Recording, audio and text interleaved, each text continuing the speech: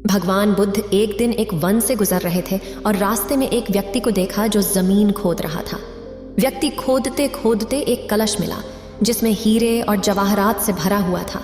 व्यक्ति को देखकर, अपने भाग्य को अचानक चमकते देखकर उसे बहुत खुशी हुई और उसने कलश को बुद्ध के पास रखा और उनके चरणों में रखकर कहा, आपके आशीर्वाद के कारण ही मुझे यह अमूल्य धन मिला है। मैं कुछ रत्न आपको भेंट करना चाहता हूँ।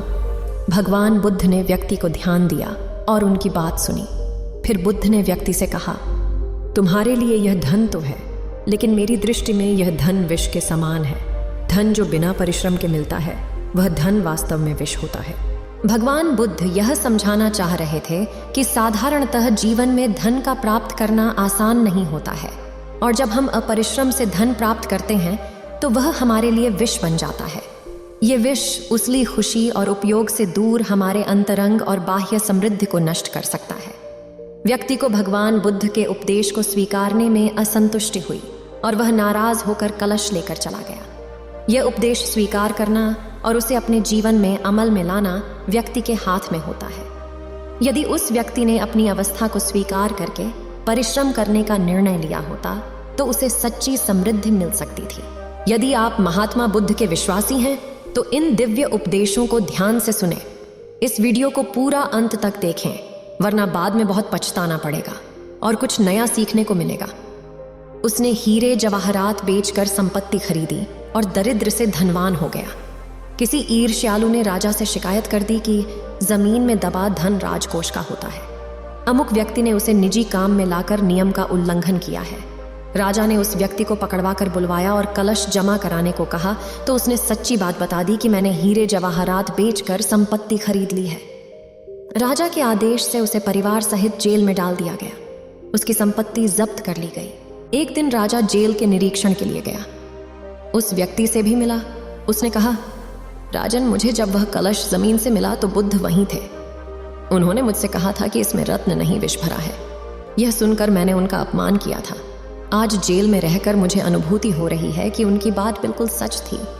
बिना परिश्रम किए मिला धन विष ही होता है। मैं एक बार भगवान बुद्ध के दर्शन कर उनसे क्षमा मांगना चाहता हूँ। राजा ने भगवान बुद्ध को ससम्मान राज्य में आमंत्रित किया।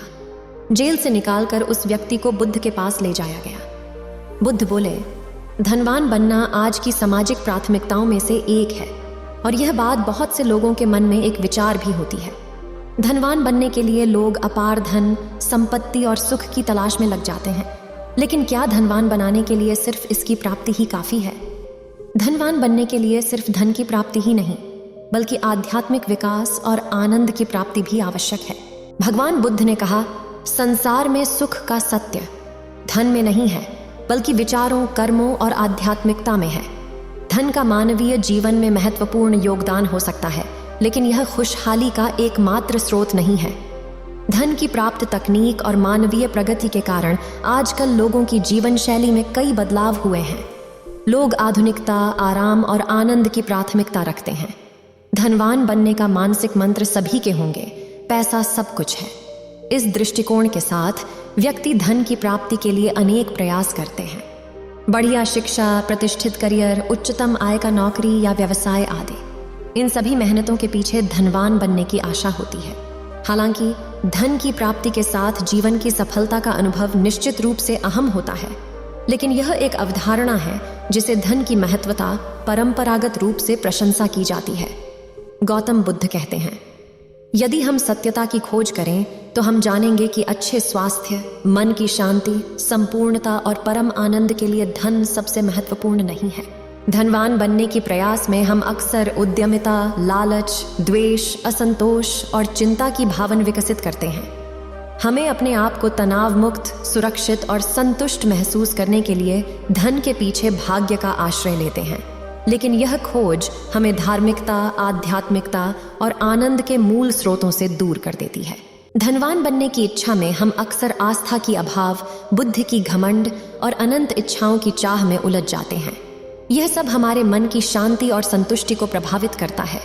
सुख और आनंद का मूल स्रोत हमारे अंतरंग मन में स्थित है, न कि बाहरी संपदा और संपत्ति में। धन के महत्व को नकारो और आनंद के लिए ध्यान और मौन अभ्यास का महत्व का प्राथमिकता दो। ध्यान और मौन अभ्यास हमें हमारे अंतरंग जगत की ओर ले जाते हैं, जहां हम अपनी सत्य स्वभाव को पहचानते हैं और आनंद की स्थिति में स्थिर होते हैं। इस प्रकार हम धन के प्राप्ति के चक्र से मुक्त हो जाते हैं और स्वयं को आनंदमय बना सकते हैं। धनवान बनने की इच्छा बिल्कुल गलत नहीं है, लेकिन हमें यह ध्यान रखना चाहिए कि सच्चा धन की प्राप्ति में नहीं होती है, बल्कि हमारे मानसिक और आध्यात्मिक स्थिति में होती है। गौतम बुद्ध कहते हैं, सत्यता, संतोष, मौन, मेधा और करुणा के मार्ग से हम सच्ची धनवानता प्राप्त कर सकते हैं।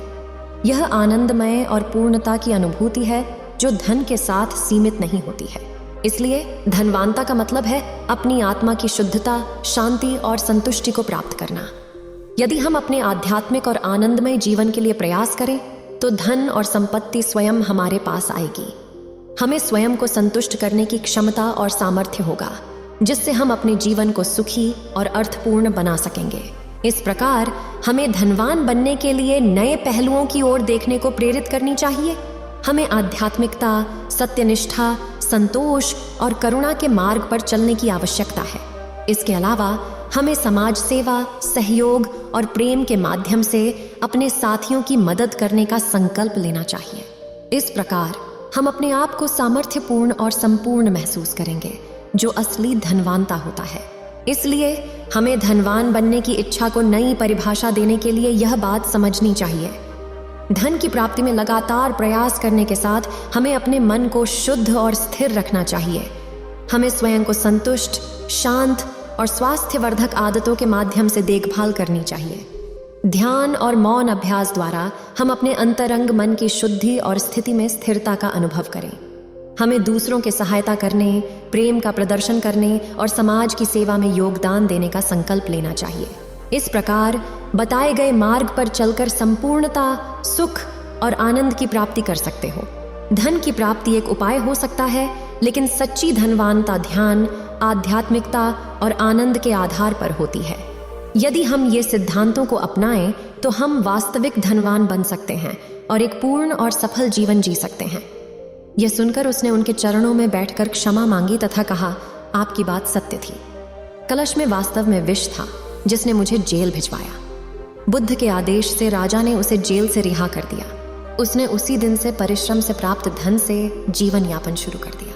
इस कथा का सारांश करते हुए हमें यह समझना चाहिए कि सफलता और समृद्धि का मार्ग परिश्रम, संयम और अच्छे कर्मों के माध्यम से ही प्राप्त हो सकता है। धन की प्राप्ति के लिए हमें अपने परिश्रम और मेहनत के माध्यम से जीवन की मुश्किलों का सामना करना होगा। भगवान बुद्ध की शिक्षाएं हमें सही मार्ग दिखाती हैं और हमें स्वयं को स्थिर और सत्यनिष्ठ बनाने की प्रेरणा प्रदान करती हैं। इस प्रकार हम एक खुशहाल और समृद्ध जीवन जी सकते हैं। इस वीडियो को बोलते समय कोई त्रुटि हो तो मैं क्षमा चाहती हूँ। उम्मीद है आप सभी को यह वीडियो अच्छी लगी होगी। अगर आप बुद्ध के सच्चे विश्वासी हैं तो चैनल को सब्सक्राइब और वीडियो को लाइक करके कमेंट में नमो बुद्धा लिख दीजिए।